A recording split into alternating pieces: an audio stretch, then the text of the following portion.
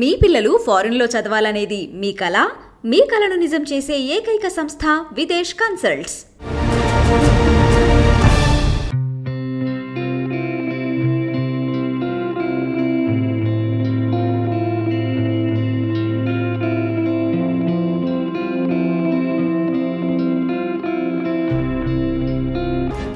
Welcome to crime analysis.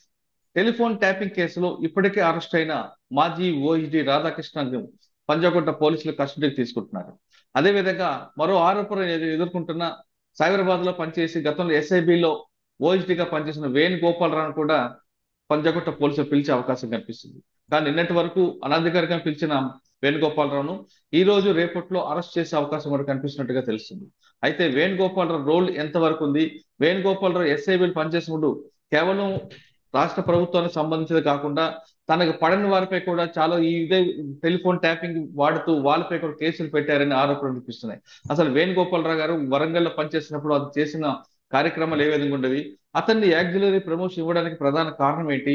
ఆయన చేసిన works అంత కాస్ట్లీ వర్క్ కానీ అంత ఎస్టిమేషన్ వర్క్ ఏం చేశారన్న విషయాన్ని మనతో మాట్లాడడానికి మాజీ పోలీస్ ఆఫీసర్ దాసరి భూమి గారు ప్రస్తుతం అంటున్నారు.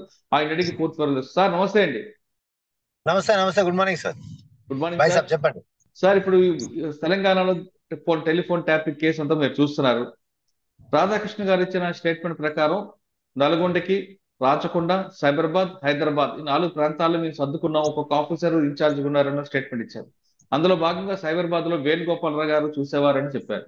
వేణుగోపాలరావు గారు రిటైర్ అయిన తర్వాత కూడా ఎస్ఐబిలో ఓఎస్డీగా పనిచేస్తూ ప్రభుత్వానికి ఎవరైతే వ్యతిరేకిస్తున్నారో వాళ్ళందరినీ కూడా ఫోన్ ట్యాపింగ్ చేసేవారంటూ రాధాకృష్ణ కన్ఫెషన్ లో భాగంగా వేణుగోపాలరావు కూడా పంజాగుట్ట పోలీసులు విచారించే అవకాశం కనిపిస్తుంది. మీరు వరంగల్లో పనిచేస్తున్నప్పుడు వేణుగోపాలరావు గారు కూడా అక్కడే పనిచేశారు కాబట్టి ఆయన ఫంక్షనింగ్ ఎలాగుండేది? ఆయన చేసిన నక్సల్స్ మూవ్మెంట్ లో ఆయన చేసిన వర్క్ ఏ విధంగా ఉండేది? ఒకటి, అతను పనిచేసింది వరంగల్ కాదు, మేము ఇద్దరం పనిచేసింది కరీంనగర్ డిస్ట్రిక్ట్ పక్క. కరీంనగర్ జిల్లాలో పనిచేసిన, ఉమ్మడి కరీంనగర్ జిల్లాలో. ఆ కరీంనగర్ జిల్లాలో పనిచేసినప్పుడు సరే అతను ఎక్స్ట్రీమిస్ట్ వర్క్ అతను ఒకటే కాదు, మొత్తం ఆ జిల్లా పోలీస్ యంత్రాంగం అంతా కూడా చేసింది. ఎందుకంటే ఆ సమయంలో 89, 91 లో మేము పోలీసులో జాయిన్ అయినప్పుడు అప్పుడు పూర్తిగా నక్సల్స్ ప్రభావం ఆ జిల్లాలో, వరంగల్ జిల్లాలో, నిజామాబాద్, ఆదిలాబాద్ అన్ని జిల్లాలలో ఉండేది. సో అప్పుడు స్ట్రగుల్ ఫర్ ఎగ్జిస్టెన్స్, మేము బ్రతకాలంటే కూడా పని చేయాల్సిందే. ఆ సందర్భంగా ప్రతి ఒక్కరు చేసిండ్రు. కానీ అంతకంటే మంచిగా పనిచేసిన వాళ్ళు ఆక్సిలరీ ప్రమోషన్ పొందలేకపోయినరు, పథకాలు పొందలేకపోయినరు. వీళ్ళు అందులో కూడా పని కొంత చేసి బాగా జోకే వాళ్ళకి మాత్రమే ప్రమోషన్లు, పథకాలు అన్ని వచ్చినాయి. చాలా మంది తెలుసు, నేను ఇదివరకు లోగడ కూడా చెప్పా.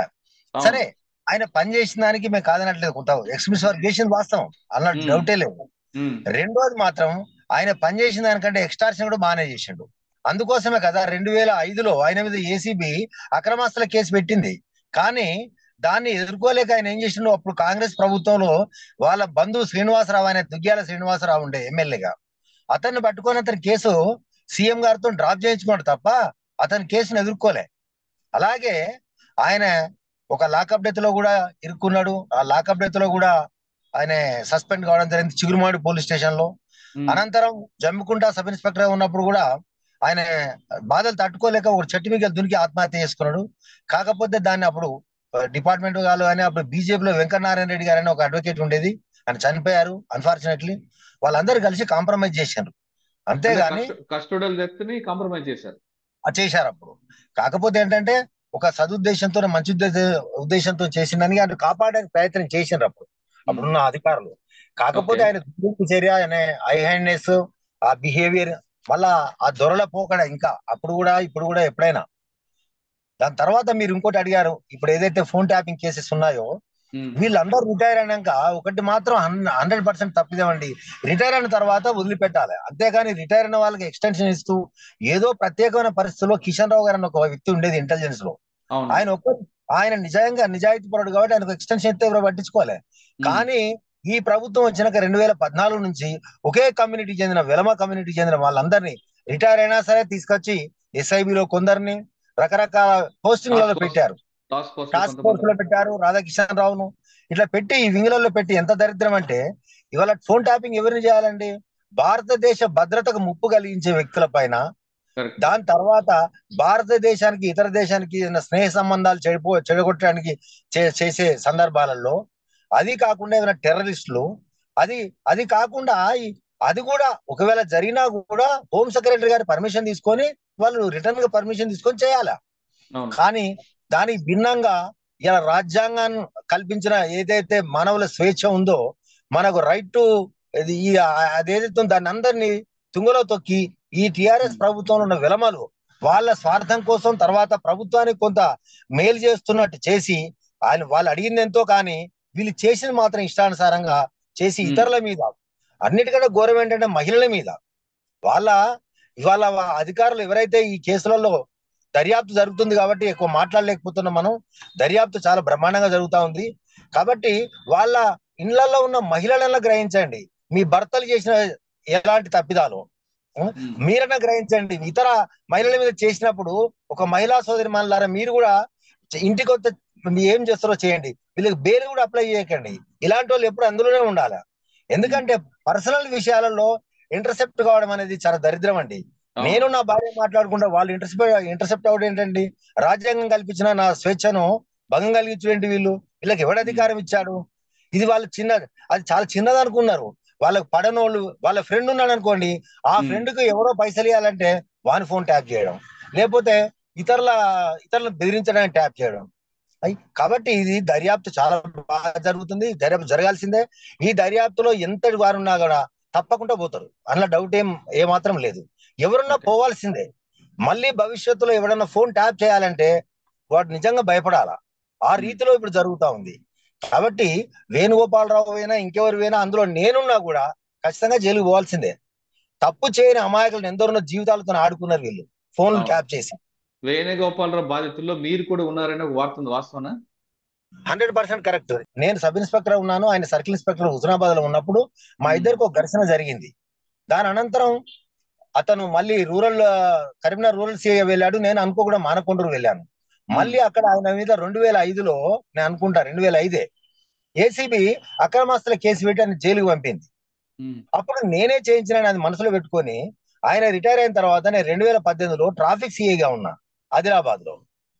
వాస్తవంగా ఎప్పుడే ఏసీబీలో 2 కేసులు చేయాలి, ఒకటేమో ట్రాప్ కేసు, ఇంకోటేమో డి అంటే డిస్ప్రపోర్షనల్ అసెట్ కేసెస్. కానీ ఈ సర్ప్రైజ్ చెక్ అని ఒకటి ఉంటది ఏసీబీలో. సర్ప్రైజ్ చెక్ దేని మీద చేయాలా? చెక్ పోస్ట్ల మీద.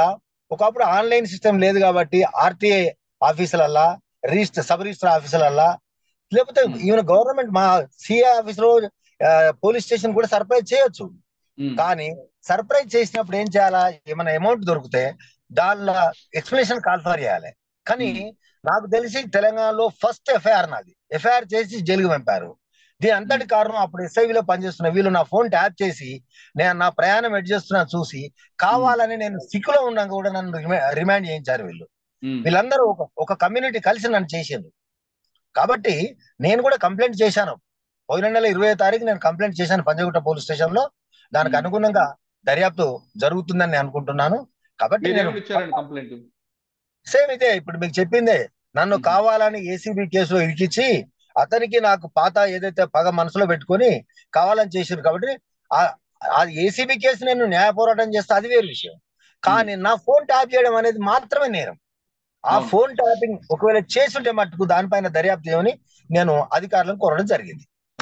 సార్, మీకు చెప్తున్నట్లుగా రిటైర్ అయిపోయిన వాళ్ళందరినీ తీసుకొచ్చి గుంపులా పెట్టడం అనేది ఒక మంచి సంకేతం కాదు, అందరూ అంగీకరించాల్సిందే. కానీ దీనివల్ల సాధించేది ఏంటండి? వాళ్ళు ఏం లేదండి, వాళ్ళ కులం రాజ్యం కోసం ఎందుకట నిజ ప్రభుత్వానికి ఎట్లయితే వాళ్ళ రజాకారులు చేశారో అదే మాదిరిగా చేసిండ్రు కదా వీళ్ళు. వాళ్ళ కులం కోసం మాత్రమే చేసిండ్రు. కులం కోసం మీరు అంటున్నారు. ఈ కులం పేరు మీద ఆఫీసర్లు ప్రభుత్వాలు విడిపోవడం వేరు కానీ రాజకీయ నాయకులు విడిపోవడం వేరు కానీ ఒక ప్రభుత్వ అధికారులు ఈ విధంగా విడిపోవడం అనేది మంచి పరిణామం కాదనిపిస్తుంది కదండి. 100% మంచి పరిణామం కాదు. ఇది ఓన్లీ కేసీఆర్ వచ్చిన తర్వాత, వాళ్ళ టిఆర్ఎస్ గవర్నమెంట్ వచ్చిన తర్వాత మాత్రమే ఇట్లా ఈ సమాజంలో చీలికలు తీసుకొచ్చిండ్రు. వాళ్ళ కులస్తులను రిటైర్ అయిన వాళ్ళని తీసుకొచ్చారు ఏంటండి? ఆ రిటైర్ అయిన వాళ్ళ బదులు రిటైర్ అయిన వాళ్ళని తీసుకోకపోతే ఇతర అధికారులకు ప్రమోషన్లు వస్తుండే కదా, ఇతర అధికారుల సేవలు కూడా తీసుకోవాలి కదా. వీళ్ళే ఉన్నారా పోటుగాళ్ళు అనేది వచ్చింది. వాళ్ళే ఎఫిషియెంట్ ఏం కాదు కదా, ఇంకొక విషయం తెలుస్తుంది కదా, వాళ్ళు ఎఫిషియెంట్ బయటపడతారు కదా. అదే అందుకే తెలంగాణ భాషలో అంటారు కదా, వీళ్ళేనా పోటుగాళ్ళు అని అనుకున్నారు పోలీసులలో, కానీ ఏం చేయలేకపోయినారు. ఇప్పుడు వీళ్ళు చేసిన దుర్మార్గం చర్య ఏంటంటే ఇది, ఆ కేటీఆర్ లేకపోతే కేసీఆర్ ఆ సంతోష్ రావు ఏ ఇన్ఫర్మేషన్ అడిగేదో ఆ ప్రభాకర్ రావు ద్వారా వీళ్ళు చేసింది ఒక 10% అటు చేయొచ్చు, 30% చేయొచ్చు, 70% పర్సనల్ విషయాలు చేసుకున్నారు, 100 కోట్లు దండుకున్నారు. దీని మీద ప్రభుత్వాన్ని కూడా మేము కోరేది ఏంటంటే మీ టీవీ ద్వారానే దయచేసి వీళ్ళు సంపాదించిన అక్రమ సంపాదన మీద కూడా విచారణ జరగాలని నేను ఒక పౌరునిగా కోరుకుంటున్నా. సార్ ఇది ఒకటే కాకుండా రాధాకృష్ణ గారి స్టేట్మెంట్ లో చాలా క్లియర్ గా చెప్పారు, ఎలక్షన్ అప్పుడు డబ్బులు ట్రాన్స్ఫర్ చేస్తాం, టాస్క్ ఫోర్స్ వెహికల్ లో తీసుకెళ్లామని చెప్తున్నారు. అంటే అధికారం దుర్వినియోగం అయింది కాబట్టి ఎవరెవరు నియోజకవర్గాలకు పంపిన డబ్బులు ఆ నియోజకవర్గం గెలిచిన అభ్యర్థులు డిస్క్వాలిఫై చేయాలని డిమాండ్ చేయొచ్చా మనం? 100% నేనే అది కొంచెం బయటకు వచ్చిన తర్వాత ఒక కాంగ్రెస్ కార్యకర్తగా నేను ఎలక్షన్ కమిషన్ కంప్లైంట్ చేయదలుచుకున్నా. ఎందుకంటే వాళ్ళు ఒప్పుకున్నారు పోలీసు వాహనాలలో ఏదైతే డబ్బు తీసుకెళ్లి ఆ సిరిసిల్ల కావచ్చు, గజ్వేల్ కావచ్చు, సిద్దిపేట కావచ్చు, ఎక్కడెక్కడైతే పంచినరో అది అక్రమంగా గెలిచినట్టే కదా. దాని మీద ఇది భారతదేశంలో మొదటిసారి ఇట్లా డబ్బులు పంచినామని ఒప్పుకోవడం, డబ్బులు పంచినట్టు ప్రూవ్ వాళ్ళే చేస్తున్నారు. కాబట్టి ఆ కన్సర్న్ ఎవరైతే గెలిచిన ఎమ్మెల్యేలు ఉంటారో వాళ్ళను అనర్హుల్లా ప్రకటించాలని ఈసీకి త్వరలో నేను కంప్లైంట్ చేయబోతున్నా ఒక కాంగ్రెస్ కార్యకర్తగా. రెండోది ఏంటంటే ఏ పోలీసు వాహనాలలో అయితే డబ్బు తరలించారో ఆ వాహనాలు సీజ్ చేయాలా, ఆ తరలించిన వాళ్ళపై అప్రాప్రియేట్ సెక్షన్లలో కేసులు పెట్టాలా, మళ్ళీ సపరేట్ కేసులు చేయాలి. అప్పుడున్న పాపం కానిస్టేబుల్ వాళ్ళు విధిలోకి తీసుకెళ్తారు కాబట్టి వాళ్ళ విట్నెస్లకు కూడా సైట్ చేయాలని, అలాగే వాటి మీద కూడా తగు విచారణ జరగాలని నేను కోరుకుంటున్నా.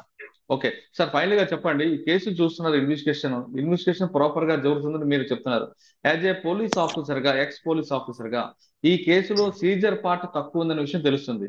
సీజర్ పార్ట్ లేకపోతే ఈ కేసులో అరెస్టులు చేసిన ఉపయోగం ఉంటుందా, లేదు ఓన్లీ ఇదంతా షో పుట్టప్ అనుకోవచ్చా?